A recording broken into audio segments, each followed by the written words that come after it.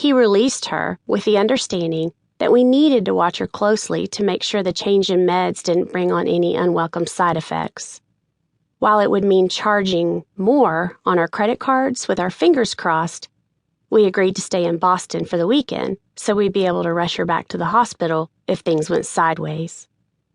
We would stay at the hotel next door, the Inn at Longwood Medical, and we scheduled a follow-up with Dr. Anis Siddiqui, Dr. Nurko's protege in Austin, to rebalance her meds if necessary.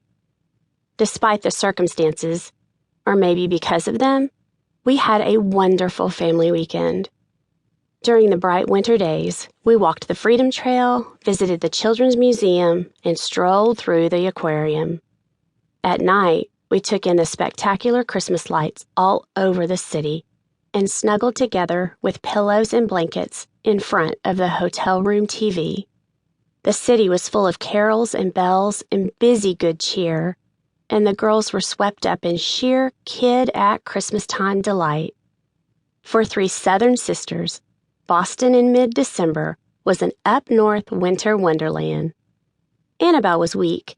She'd spent most of the time riding on her daddy's shoulders and had to work at eating and drinking, but her spirit seemed to rebound, and so did mine. Every time we all burst out laughing at something, which happens a lot in our family, I felt a jolt of pure joy.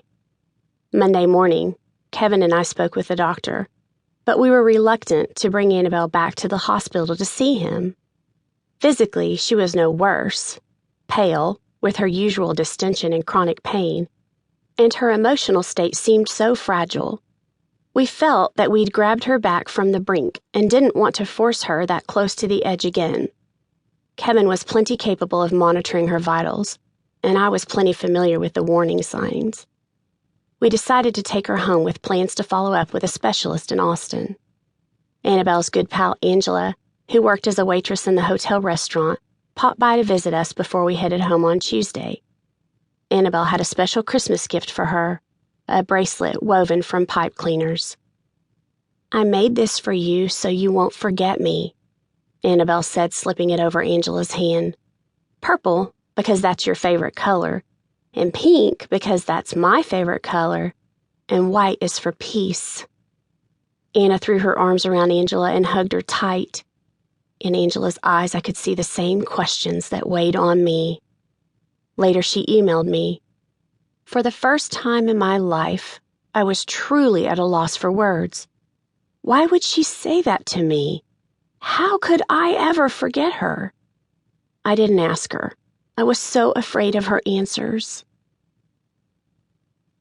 A few weeks after we got home, Kevin's parents, Grandjan and Peepaw to the girls, hosted the quintessential Over the River and Through the Woods Christmas for the whole family at their home in Houston.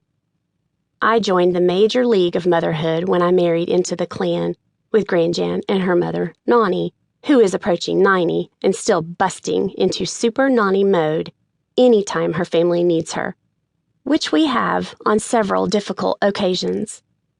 After Nani moved to her condo in Corpus, the holidays were spread out with Christmas Eve and Christmas Day at Grandjan and Peepaw's, and New Year's at Nani's in Corpus. There's an old church song that likens heaven to a family reunion, and it certainly felt that way when we arrived on Christmas Eve, hugging and greeting everyone. Kevin's big brother Eric was there with his wife Melissa and their kids Braden.